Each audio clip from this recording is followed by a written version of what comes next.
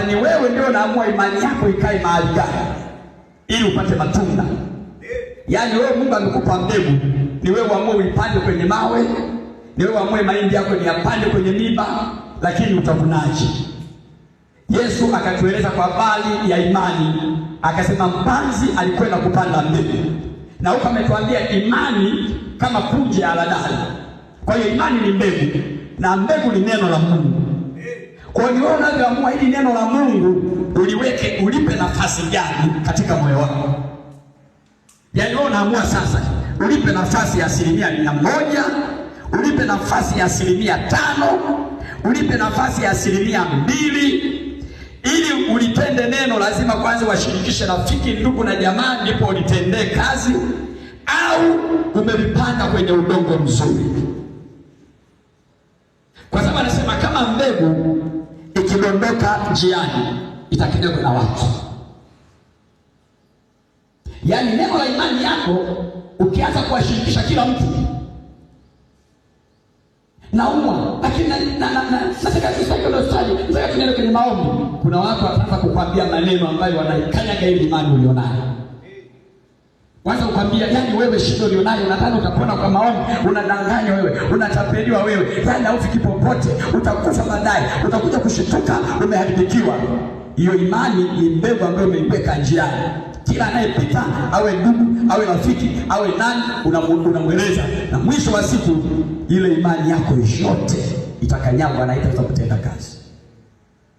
Lakini imani nyingine anasema ni mbegu iliyodondoka katika miiba.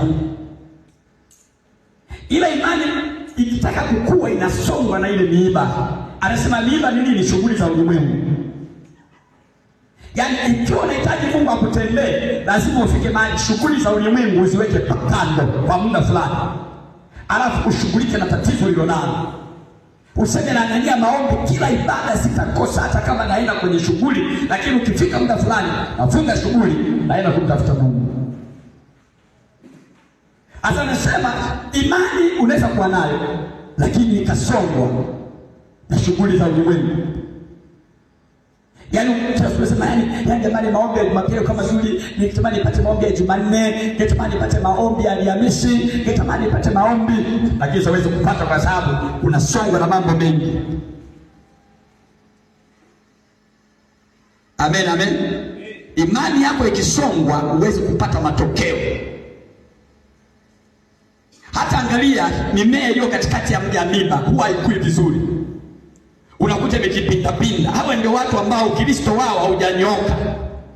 Angalia hata miti tu kwa mfano wa kawaida. Yesu akasema kwa mfano jifunzeni.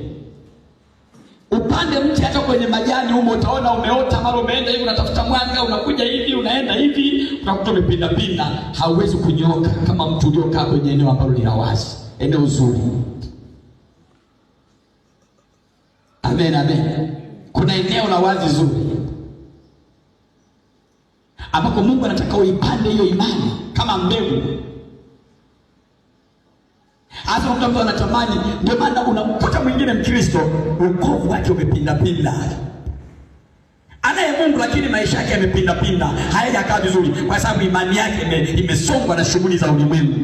Ni kweli wewe ni mtu mzuri, ni mbegu njema, unampenda Mungu, unampenda sana Mungu, lakini umesongwa na mambo.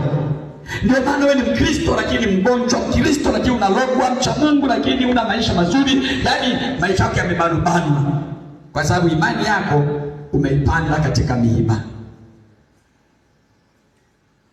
Yaani shughuli za nini? Shughuli za nini? Za ulimwengu zimekusonga.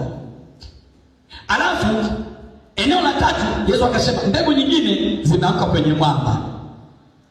Hawa ni watu ambao wanalipokea neno la Mungu kwa furaha, lakini hawana mizizi. Yaani hawana muda wa kuendelea kujifunza wenyewe hata wanapokuwa nyumbani.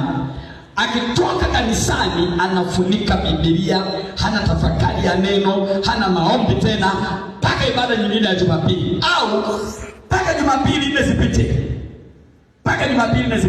Sasa huyu anampenda Mungu, ana furaha na Mungu, anamwamini Mungu, lakini anakosa mizizi. Amepanda kwenye mambo magumu imani yake. Mbegu yake imedondoka kwenye mwamba. Mkristo anayekwenda vizuri ni ambaye akitoka ibadani ana muda wa kulichukua somo. Ndio maana tunasema kwa kuwa Mkristo ni mwanafunzi wa Yesu, anapaswa kuwa na kalamu, anapaswa kuwa na daftari.